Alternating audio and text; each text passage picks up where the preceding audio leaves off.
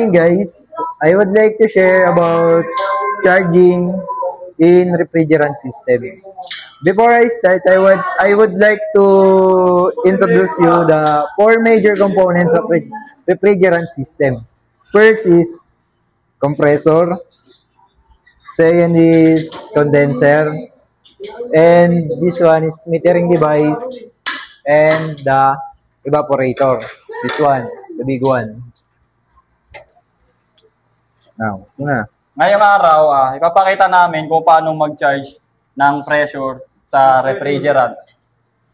Unang-una, kailangan meron tayong gauge manifold para mabasa natin ang pressure na nagmumula sa loob ng system. Meron tayong tatlong hose dito. Itong kulay blue, nagpapakita ng low side. Itong pula sa high side. Itong nasa gitna, ang center hose, na dapat nakakabit sa cylinder natin, which is yung refrigerant.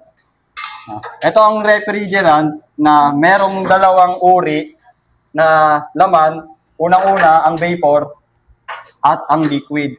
Para mapakita nyo ang vapor, kailangan nakatayo siya dahil nasa ilalim ngayon ang liquid at nasa taas ang vapor. Tapos kapag gagamitin nyo naman ng liquid, babalik na rin nyo lang siya. Para yung liquid naman, mapunta sa ilalim, tapos yung vapor nasa taas ulit. Para lumabas sa ating labasan. Ito. Yan.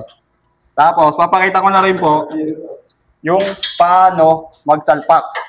Una-una, hanapin nyo muna yung mga service port. Ang sanction, dito, makikita siya malapit sa compressor. And then yung liquid port at ang discharge. Dalawa lang naman ang gagamitin natin dyan, yung sanction tsaka yung liquid. Lagyan na natin yung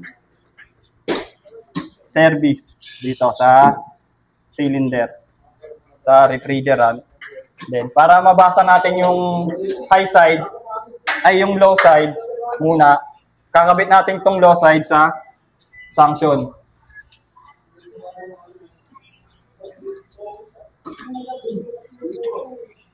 Ano to?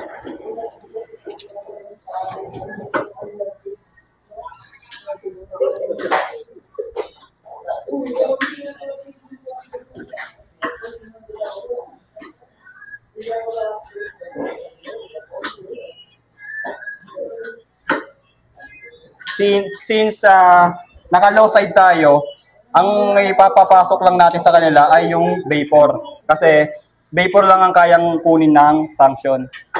Ngayon naman, dito tayo sa high side, kung paano, ipapakita ko kung paano siya ikabit.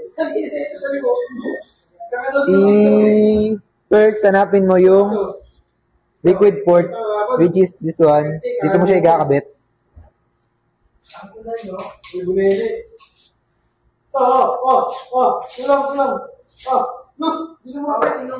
Yan, okay na, nakakabit na siya. So, sa pag-charge naman ng liquid line, dito sa refrigerant, kailangan mo lang siyang baliktarin. Para yung liquid ng refrigerant pumunta sa ilalim, tapos yung vapor pumunta sa taas. Yun lang po, at maraming thank you. Thank you.